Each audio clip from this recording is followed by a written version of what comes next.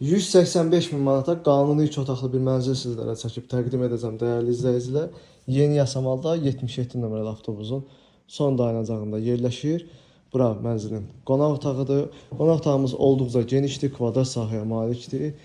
Mənzilimiz işıqlı bir mənzildir, orta təmirlidir. Əslində belə hal-hazırda bu vəziyyətdə də gir yaşa bir mənzildir. Sadəcə olaraq kosmetik istəsəniz kosmetik təmir etmək lazımdır. Bura yataq otağıdır. Burada olduqca genişdir və yataq otağından eyvana keçid də mümkündür. Bura giriş qapısıdır. Mənzil əşyalarsız satılır. Bura sanitar qovşaq. Bütün aksesuarlar qaydasında. Burada isə mənzilin mətbəxi yerləşir.